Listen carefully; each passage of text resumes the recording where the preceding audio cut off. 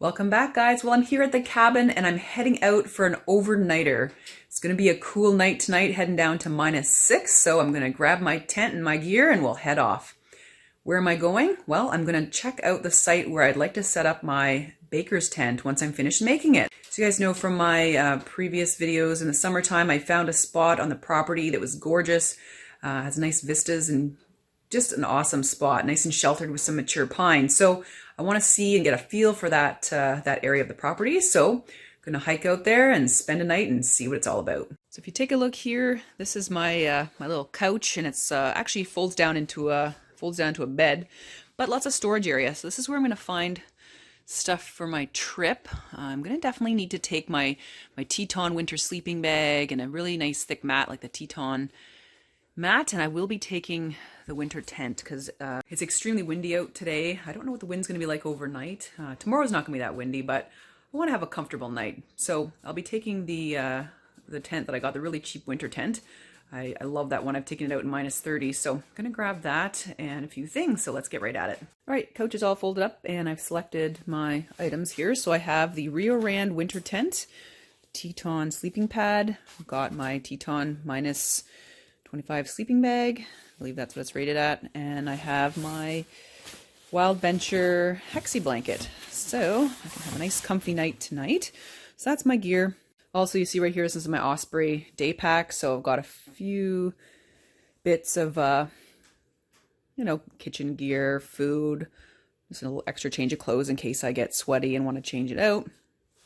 Little pad for sitting down. I'll probably bring my little chair as well to sit on, and I've just picked out some clothes here. I've got my winter jacket and my just a little bit of snow pants. It's going down to -6, so when you're out all day and all night long, you get kind of cold. So I'm gonna get that ready, and it's of course very brightly colored because it is deer season around here, so got to be careful, hunters out there. So also it's very good to be high vis, if you're out camping. So in case something was to happen, someone can actually see you if they're looking for you. I'm also going to be bringing my little 2-can homemade paint stove. So that one's not going to go in the tent, don't panic. I'm just going to kind of play with it outdoors and just see if I can get it going and just, see what it's like. Anything I need to tweak out here. I'll be using it actually to maybe cook some supper on it. How I'm going to cook supper on it is by using my muff pot. I'm going to strap it around the barrel of the paint can stove. So we'll give that a try, see if it works. Heat up some water, have some tea maybe. So that'll be coming along with. I'm going to be using my little pull-along sled there to get to the site because, who wants to carry all this kind of stuff for winter camping? That's the joy of winter camping, is that you can drag stuff along in a sled. Unfortunately, you guys will see shortly, we don't have a lot of snow out here, so I'm going to be kind of dragging it on a bit of the grass with a skiff of snow on there. We had a lot of rain last night, took away whatever snow we had, so it's unfortunate. I was hoping to have at least an inch or two of snow on the ground, but doesn't really matter. It's a little plastic sled, it'll be fine. So we'll do that, and I'm gonna bring my chili for supper tonight, my dehydrated chili that you saw. I made that in my dehydrating winter camping food video, and I'm also gonna bring some trail mix and a bunch of water. So don't have to bring out too much. We're just gonna head out for an overnighter, hang out. Maybe I'll bring some bacon for breakfast for tomorrow and some oatmeal. So it's going to be a good time. Really just going to go and prepare the site a little bit. Maybe I'll bring my brush axe, clear it out a bit, scope it out, just see where I would like to put the baker's tent. It's a fairly large tent, so I'm going to need a good area to put it up. I didn't really build the platform on time, so it's just going to go on the ground when that happens, and we'll just use a bit of spruce boughs or something like that. So anyway, that's still being made, but I thought tonight I'd head out and go check out that site. So let's get moving. Sun's going down really quickly. Sun sets around 4:30, so I'm also going to have to bring an oil lamp so that we can chat and I can continue this video once the sun goes down, because it'll be really hard for you guys to see me. So I also have to drag some extra lighting equipment along. It's unfortunate this time of year. Sun, we just don't have it around that long, especially on a cloudy day like today. Well, there's a sled all packed up, ready to go. Of course, I have a bunch of camera gear too, and the stove and some wood and my gear. So if you look over here, you can see we don't have a lot of snow on the ground. We had about an inch and a bit, and then it poured rain overnight. It's all gone. So I'm going to have to drag this over some slippery leaves. It's kind of a bummer. I really wanted to have a true early winter camping experience with the snow. It snowed a bit this morning, but it's since kind of melted. So now we're just left with the wind and the dropping temperatures.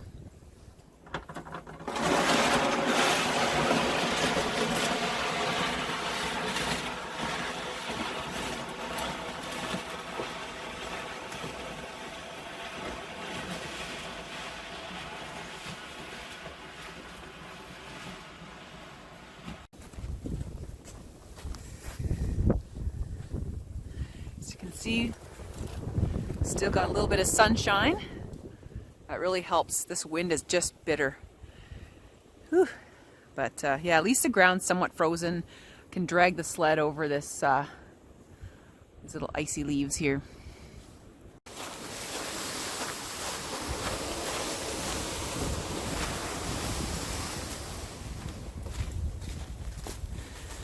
This spot right here, I actually got a bear on the trail camera. It was probably about a couple weeks ago because there's more snow on the ground here. But it should be in hibernation by now, so I'm not too worried about running into one.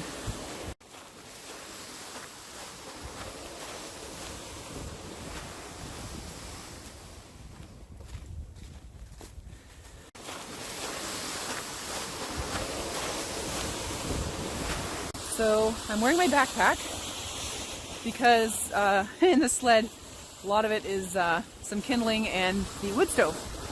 Really don't need to bring the wood stove. It is an unnecessary bring, but I need to test it out in the field.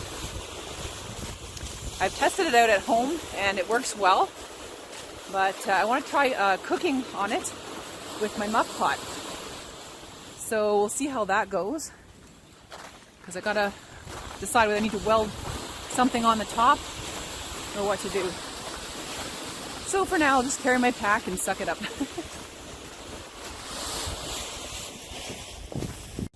Just hiking on my way here to the campsite, and I spotted some turkey tail. So that's a really nice medicinal mushroom. I'm going to take some to make some tea for later. There we go. Just grab some. You see those nice white pores underneath? The beautiful bands of color looking like a turkey tail. So this is a medicinal mushroom, and you can find it this time of year. This is looking really fresh. You know, it is frozen, but this is a very fresh looking specimen, so we'll just rinse it with a bit of water. I want to make my tea. Well, my lack of trail maintenance this year has caught up with me. I keep running into a lot of these downed trees. Just ahead there's another one too. Well, thankfully I have my brush axe, so we'll work away at it.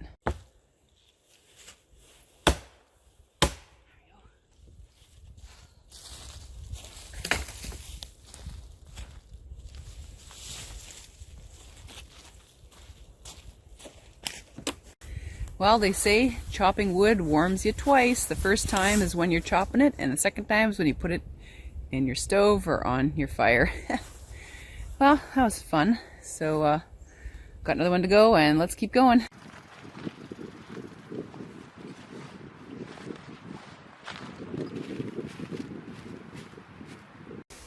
Well, we're on the home stretch now of the little hike. It's been a bit of a rough go. I just had to go ahead to my little campsite there and make a clear path. It's pretty rough in here. A lot of deadfall, so I've been just chopping wood as I go. Let's take a look at my path. So there you go. I had a bunch of trees are falling down here, hacking my way into these birch. Went ahead too and flagged off the path that I created that way. I headed toward the campsite, which is over there, nestled in some mature white pine. The wind is still howling. Let's go check out the campsite. I'm just going to take a whack at that to get our little stove started. Well, here we are. It's quite windy. We're up on a bluff overlooking some water, so it's really nice. So just tucked behind a pine here to cut the wind. I guess that's the one important thing about the site for the baker's tent. Probably going to have to tie it down really well. If there's a high wind, you know, of course we're on top of a bluff, so it's going to be a bit of a go. I'm hoping the wind dies down tonight, but starting to lose my light, so got to get everything set up before nightfall. So I'm in a pine forest. You always got to take a look and make sure you don't have any widowmakers that are going to fall on your head while you're sleeping, especially with all these winds. I think it looks pretty good around here. I'm in a sheltered spot. I'm going to set up the tent.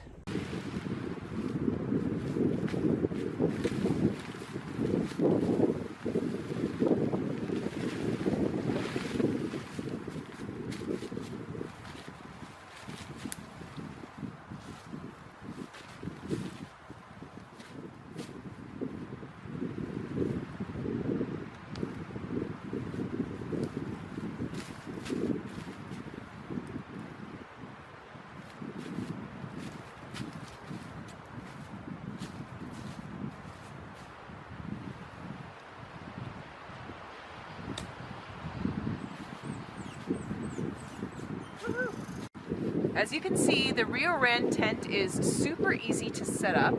I did that, I don't know, having the camera here about 4.5 minutes. So 4.5 minutes for me to set up that tent.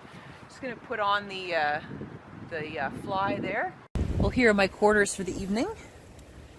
So I have the Wild Venture Hexa blanket there at the bottom, my base layer, and Teton inflatable mattress, and my Teton -25 sleeping bag. Got my radio.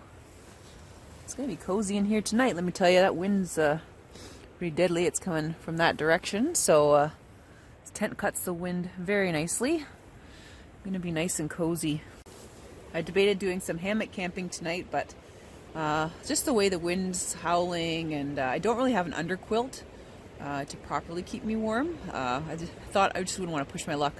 I've been fighting a little bit of a cold or something for the last couple of weeks. I have a cough.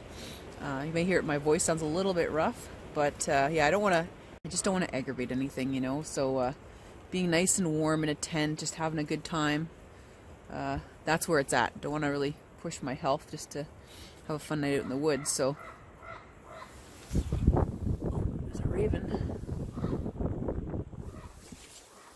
There's a raven flying above my tent, checking me out. Well, now I know what he sees with my drone.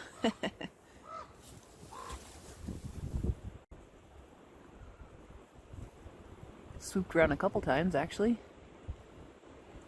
Well, looks like it's clearing out a bit. There's my camera.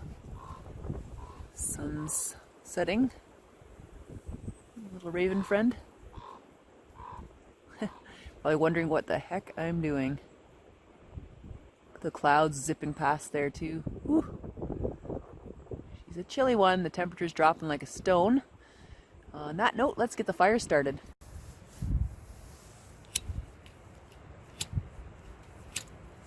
Ugh. This lighter's pretty much frozen. One thing I hate about lighters this time of year is they freeze up, so I gotta warm this sucker up. Basically just have to stick it under my armpit for a few minutes. I also have other ways of starting fire here today as well, including, you know, my fire steel, my favorite way of starting the fire. I also have flint and steel as well to start fire, but we'll just use a lighter, it's quick. There she goes.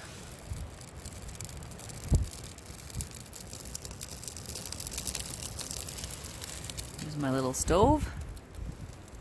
Whew, stiff breeze. Good draft tonight, holy moly. Whoa. There's my muff pot. So we're gonna cook some food on that tonight. I've got it strapped to the side of my my stove here. It's on there really steadily. So that's how we're gonna cook dinner. One thing with these stoves is that you're always forever putting in little bits of wood in there to get things going. I want to get this pot heated up, so gotta have a nice fire underneath it. Yeah, I'm really glad that I never got the Cub Mini or the Grizzly or something. There's like those little tiny wood stoves that you can get for your cabins or boats. I'm really glad I didn't get those because, you know, they're kind of that size and you're forever sticking wood in there to keep it warm. And such a small volume to be stoking. It chews through a ton of wood. So, I don't know. It's fine for winter camping and hot tenting and stuff like that, but if I had to be doing that all night to keep my cabin warm, I wouldn't be happy. So I definitely want a larger wood stove if I was going to be doing that. But this thing is kicking off a lot of heat right here. It's really nice. It is pretty nippy out right now. You can see my breath on the air. But I'm heating up the vestibule of the tent. I don't have it in the tent because that would be dangerous. These are tents that melt. So I've got it kind of at the front here. The door swung open, so I'm getting a lot of nice heat at me right here while we're heating up the pan. Gonna make some chili, so I dehydrated some chili. Gonna get the pan nice and hot and rehydrate that for supper. I'm pretty excited. My socks are sweaty. That's one thing I don't like about wearing rubber boots out here, is that my feet are wet and sweaty, and that's making me not feel very good right now.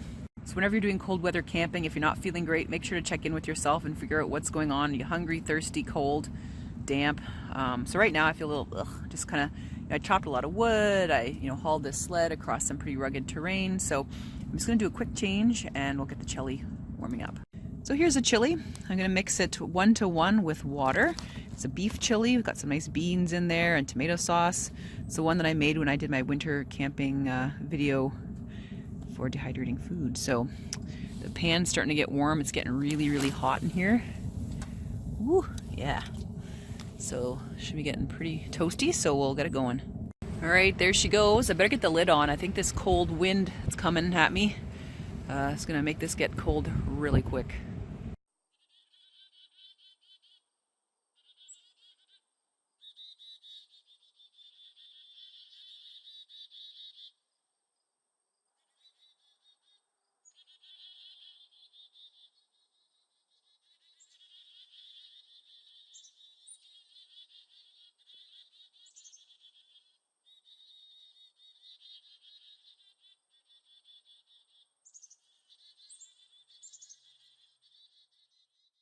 Ooh, take a look at that. I just took the lid off to stir it, and it's rehydrating beautifully. Don't want it to get cold, but yes, that's looking good. Almost ready. I don't know if this pot setup's really working well. I mean, it's warm, it's not super hot.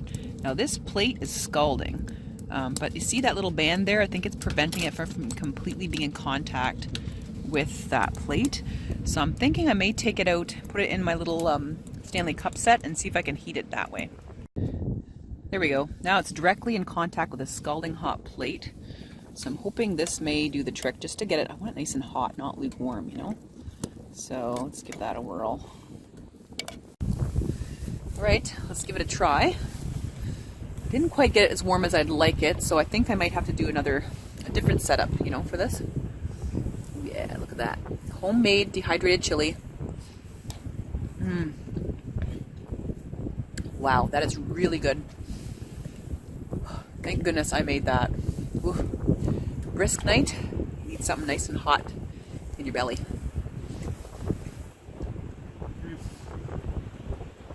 Gotta warm my core up for hiking around all day and doing stuff at the cabin before that. A little chili. Take a look at that. It's a chunk right there on the edge. That's some wild foraged mushrooms. So I think this chili has about 3 different kinds of wild mushrooms in it. Can't remember what I put all in here, but oh, it's awesome.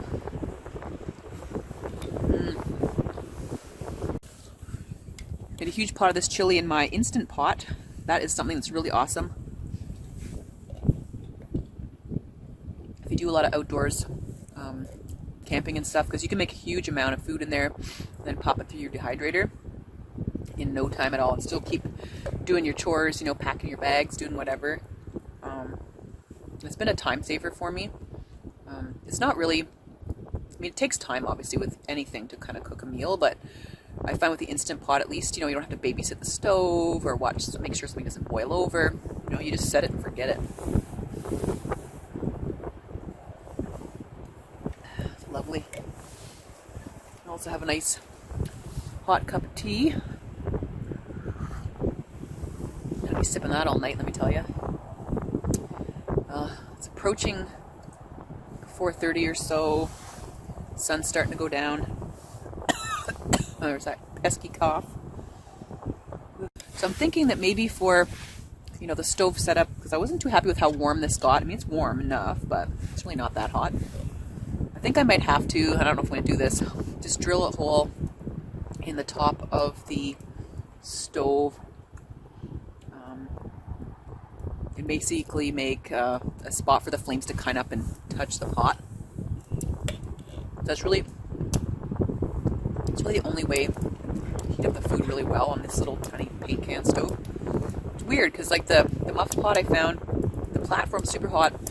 Even putting this on there, the environmental temperatures, you know, took down this metal quite a bit, and so it was just a battle to kind of keep my meal warm. It rehydrated, and you know, but so I'm testing it out now. You know, it's not deadly cold out, but I want to make sure I just check in on all my gear, make sure to make any adjustments before you know, we really get into the thick of the winter camping season and the heavy snow. I want to make them now. So I think the wind's dying down a bit.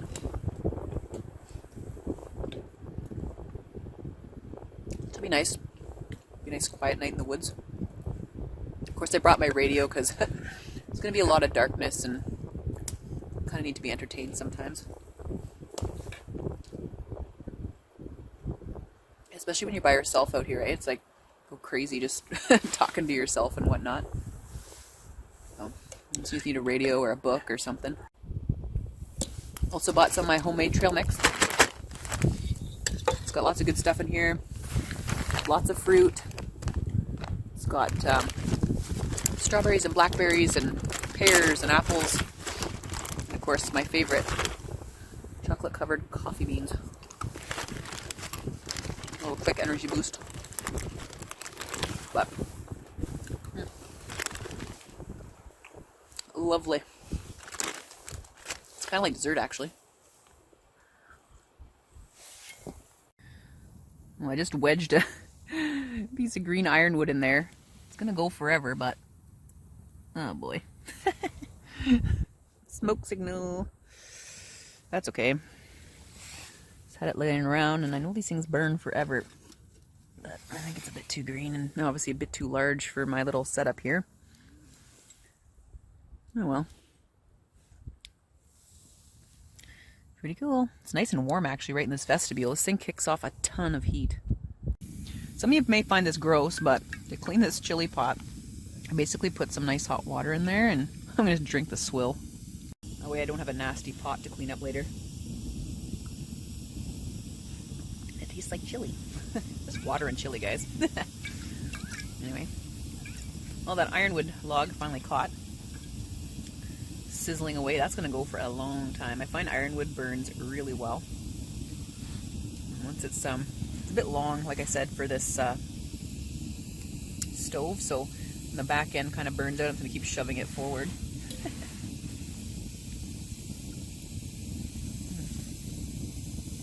There we go.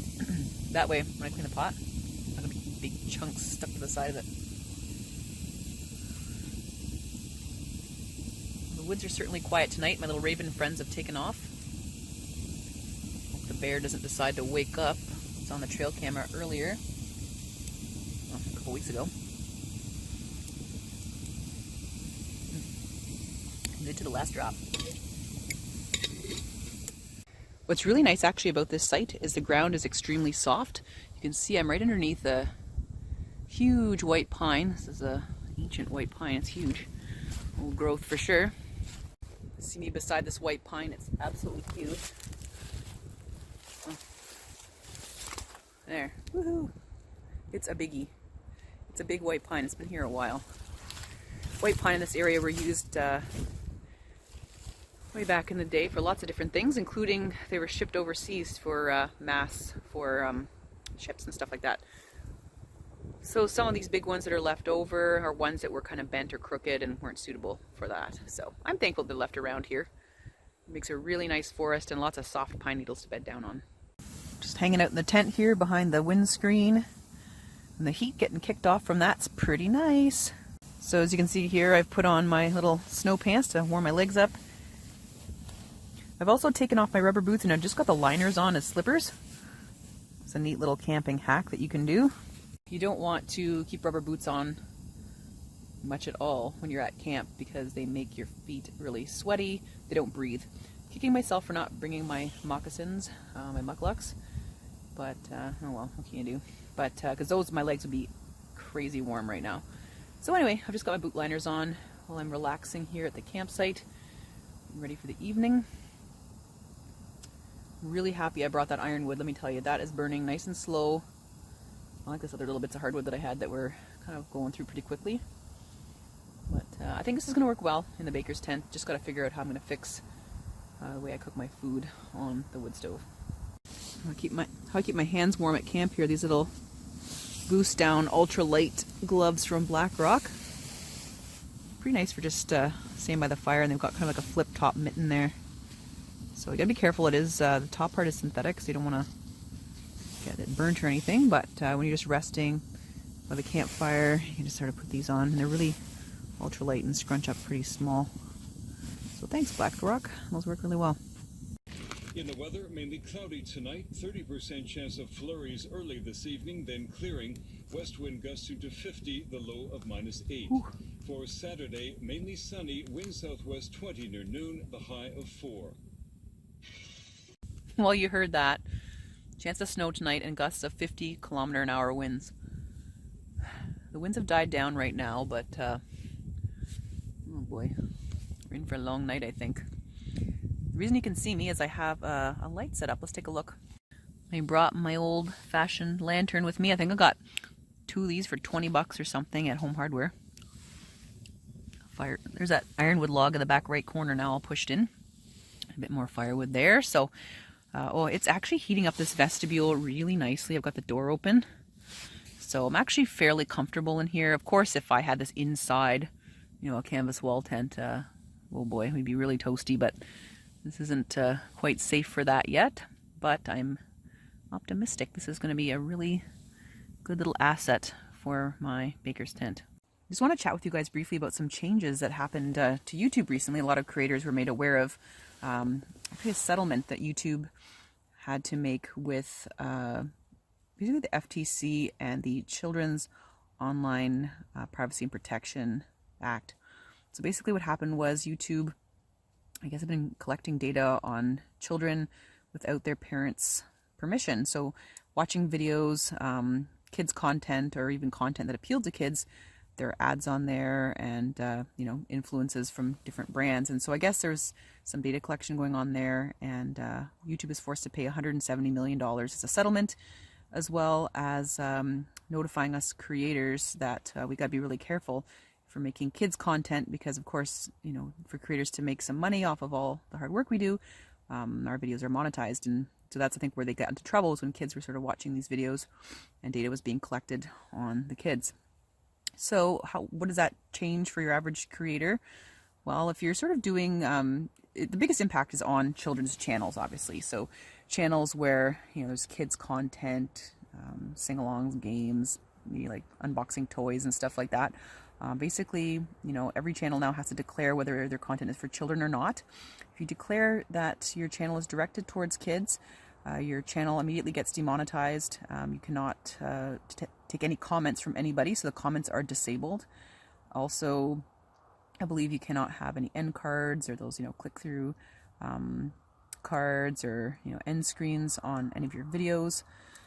So yeah, it's a few other things too, I think, as well. So that's big. You know, some channels that were you know, big for kids can no longer interact with the audience. Comments aren't allowed. I don't even think they have the community tab anymore at all either, to interact with their subscribers. And of course, the biggest thing is that the creators can no longer make money off of YouTube. So that's a huge blow for the kids' YouTube community, and has forced us all to take a look at our channels and see if we're actually directing content at kids. And we have to declare basically whether each video is content for children or not. A lot of gray areas, obviously, because, you know, what happens if a child wants to watch a video that, you know, isn't labeled for kids, but, you know, it has a wide audience. So apparently YouTube's answer to that was, well, contact a lawyer, because now I guess the FTC, if they find your video in violation of, you know, this settlement, basically the creator can be charged. So it's a little bit scary. You know, I've had to go through all my videos and sort of see, you know, if something's directly targeted at kids. I mean, it's again, the gray area is really tricky, because a lot of people that do videos, you know, maybe kids are interested in them, but nobody wants to pay a really hefty fine if we don't declare that a video might be attractive to a kid. So anyway, changes again for YouTube. It's never a dull moment as a creator, especially when you get those kind of notifications in your email that, you know, you have to make adjustments. So anyway, we'll see where we go from there, but I just want to let you guys know there are some changes on the horizon for YouTube. And so if you see comments disabled on a video, it's probably because the creators decided that the content is most likely towards kids and doesn't want to be in violation of this new set of regulations that have come into place. So I'm just making some tea. Remember that turkey tail that got on the trail there? I'm just going to pop that in there. Let's take a look. There you go. A bit of turkey tail, and I've got some other tea too, so I'll just steep that a bit. It's going to be good. As you can see here, I broke out my little stove, because this is useless for heating stuff up until I figure that out. So I'll use that. well, just turned you guys back on. I just had my first animal encounter. I was just sitting here by the fire. So I just got the light here so you can see me. So I heard something rustling around, I don't know, 10 yards from the tent. So I had a flashlight and I said, "Who's there?" And I shone the light in two little eyes. So it looks like a coyote or something, 10 yards from me. Is that coyote or fox? I'm not really sure. Anyway, so I'm not worried. Probably was just going on its nightly path, but I just want to give it the impression that it can come by here. So basically I just sort of shouted at it and said, "Who's there?" And then I basically barked at it in like a really huge bark, so that it knows that it can stay the heck away from me. I don't need anything coming around my tent tonight. I'm not worried it's going to do anything to me. It just was, I guess, startled. I mean, I think it was kind of coming through in its usual routine, but my flashlight got it right in the eyes, and it was fairly low to the ground, two eyes very close together. So probably a fox, maybe a small coyote. So anyway, gotta stay alert. I do have bear spray with me, so if something decided to, fight me for my lick of the chili pot, then I've got that. And I also have an axe too, so if it really decided to come after me, I've got something to defend myself. But again, not really worried, but just wanted to let it know that it needs to stay back. Well, I'm just hanging out here in bed in the Teton sleeping bag. It's pretty nice in here. A little bit clammy though. You know, around here we do have, it is quite humid in the winter time, so that's the bummer. You know, it's always some damp air around. Can't wait to hot tent in the future because that's going to take all that away. What am I hearing now? I'm hearing the wind in the pines, which is really nice. Really like that about this location. Also hearing some geese flying over, which is kind of cool. They're still around, but not much open water, so they better get a move on. Man, it's rough having like 15 hours of darkness right now. Ugh. Whatever. You know, it'll be a long night, but hopefully I'm tired enough to kind of not wake up in the pitch dark again. Sunrise is around 7:10-ish in the morning, so sunset was around 4:30. It's getting pretty late. I think what I'll do is I'll tuck in for bed now, and I'll check you guys out in the morning.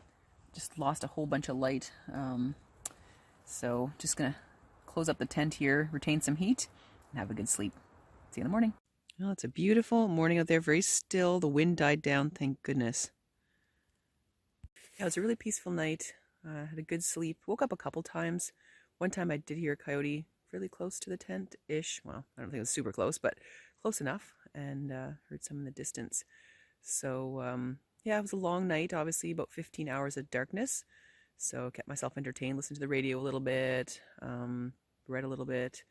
So just got to keep yourself busy on those long, long winter nights. So the coyote was basically around here last night when I was making supper. I remember seeing two eyes about this high off the ground, kind of looking like that. So anyway, pretty close. There I would be, sitting over there. But didn't really hear too many other things in the night. Owls, a bit more of the coyotes, geese. Very peaceful this morning. Thought it was supposed to be sunny, but well, maybe later on today. Let's go make some breakfast. Lots of firewood around here. I'm just grabbing some firewood to start up my little stove for the morning, for a little morning ambiance. I'm going to cook some bacon and have some oatmeal and tea for breakfast. But that's a good site. Lots of firewood here. I don't have to worry about that when I do some winter camping here in the baker's tent.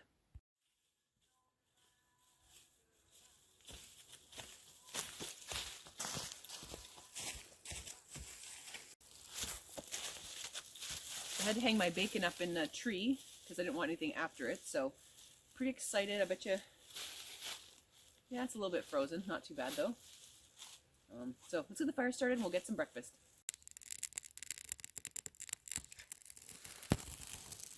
Still cold out. It'll take a while to get the lighter going, just warming it up. Oh yeah, feel the heat. It's gonna be good.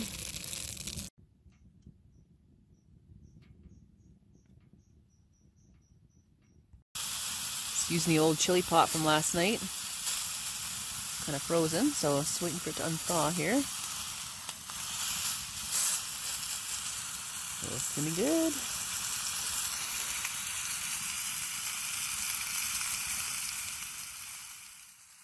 there's my breakfast, some apple cinnamon porridge with my dried fruit, and I cut a couple of the chocolate covered coffee beans in there for good measure. Bacon's still cooking, and my tea. So this is going to be an excellent breakfast. The stove's nice and warm, that's for sure. Warms my hands up for sure. I'm going to dig into this before it gets cold. Oh god, that's nice. Switched to my warmer hat last night. Makes a big difference keeping the heat on your head. In your head, well, keeping the heat close to your head. Because that's where you lose a lot of heat, is your head. One thing I'm pretty ticked off with myself about is not bringing my mucklucks. Don't really know what I was thinking, but I didn't bring them. And that was a huge mistake. You know, wearing rubber boots just keeps in moisture. They don't breathe. So my feet were constantly sweaty and it was uncomfortable and cold. If I had my mucklucks like I did on my my fall camping adventures last year, you guys saw on the channel, I love them. They were perfect. My feet were never cold. So that was a huge mistake. I will not do that again. What saved me was that I brought little hand warmers and I stuck them in between my boot liner and my socks, and I slept in my boot liners last night to keep my feet warm. Yeah, I don't know. Rubber boots, they have good purposes, but, you know, when it's not soaking wet, or even just to have a change of footwear, the mucklucks were amazing, and I should do that next time. I consider this little overnighter a success. The original purpose was to check out this site where I'm going to put up my Baker's Wall tent. Maybe not in this exact spot, but in this area. I really like the area. The ground is soft, pine needles, so really comfortable sleeping. Lots of firewood, very peaceful and quiet. Yeah, I can't really complain. But the one thing is, if there is a high wind, because this is higher up, you get the wind. So you'd have to kind of sacrifice a bit of the view of the waterfront and go back deeper into the woods. So something to consider. Also learned a lot about, you know, my little stove here that I made. I think it works really well, although you have to constantly feed it with little sticks. So you ought to have a lot of wood prepared, especially a lot of hardwood, so it'll burn a lot longer. Burns pretty hot, which is good. It's like kicking off a lot of heat here. It was kicking off a lot of heat into the tent last night. Of course, I don't want to bring it close to any kind of synthetic tent like this, or it'll burn right down and melt on me. So it'll be perfect for the baker's tent. And it's going to go through, the pipe's going to go through a sleeve in the tent so that it's shielded from all that, the heat in the pipe. Probably will also get like a metal reflector as well to kind of put around there. That would have been really helpful last night if I'd remembered to bring my, I have one of those like little metallic blankets. If I could have strung that up around the back of it to block a bit of the wind and reflect the heat back even more in the tent, that would have been awesome. So I'll have that when I set up my baker's tent. And I got to figure out something because I want to be able to cook on this. And it does kick off a ton of heat, so it's possible. It's just the shape of it, and you know, it's that muff pot. I thought I had high hopes for it, but really couldn't get it to heat anything beyond lukewarm. So I had to, you know, break out the little gas stove here to boil some water and things like that. So I don't know. I've got some time, but that was the purpose of this trip, is to prepare for my sort of my deep winter camping trips. You know, when I'm out minus 15, minus 30. I want to make sure I've got things all sorted out. So, complete success, and a few things learned.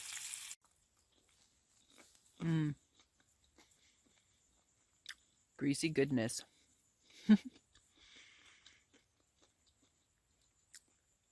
It's nice to get calories from fat as well, and sugar. I always find that if I have a really high protein breakfast, you know, I'm not starving throughout the rest of the day. It really does. It really is the truth that high protein, high fat, you know, does satiate the appetite for sure. Versus if having a lot of carbs, which you need carbs, but I find for me, having a nice, breakfast that has a lot of protein in it, like eggs and bacon and things like that, or ham or something, really sets me off on a good foot for the rest of the day. I'm not saying I have bacon every day. I don't want to give you guys that impression, but I do find that, when I have a really hearty breakfast, I feel really good for the rest of the day. Just getting things all tidied up now, and I found some extra water and it totally froze. Forgot to put this in the sleeping bag last night. Look at that. Oh, still not all frozen, but at least half of it is. Oops. Yeah, it was really chilly last night. Just goes to show you. So as I'm packing up, I wanted to chat a bit about winter camping. Winter camping is really fun, even sort of now when it's not like really heavy snow, it's like, -6 at night, it's perfect. There's no bugs, but you don't have to spend a fortune on winter camping gear. A lot of the stuff I have, I got, either inexpensively on Amazon, or some of it is actually secondhand off of the online classifieds. So for example, this jacket here, this is a Storm Tech jacket. Normally they're fairly expensive. This one I got secondhand off a lady for $100. So it was a really good deal. It was like a quarter of the price, I think, is what they're worth, or I don't know, at least it's more than half off, that's for sure. The Teton sleeping bag that I have, that was relatively inexpensive on Amazon. I think it was around $100. You don't have to be spending hundreds and hundreds of dollars on, tents and, sleeping bags and stuff like that. The Rio Rand tent here is also around $100. Like that's a really cheap tent, let alone a winter tent. So you can just troll around on Amazon, see, what's going on, check online classifieds, Kijiji, if you want to get into doing something like this. Also, there's some groups like companies like Mech. They rent winter camping equipment. So if you want to just try it out, you're not really sure, you can also rent equipment. So, but yeah, if you're really into it, you don't have to spend a fortune to do it. Almost done tidying up. Everything's pretty much packed and ready to go. My least favorite part of tidying up from winter camping is rolling up the sleeping bag. Ugh, I hate doing that, trying to get it into the stuff sack. What a pain. But you know what? It's all worth it in the end. Really had a great time. Thanks so much for joining me on this winter camping adventure. I hope you enjoyed it. Have a great week. Take care.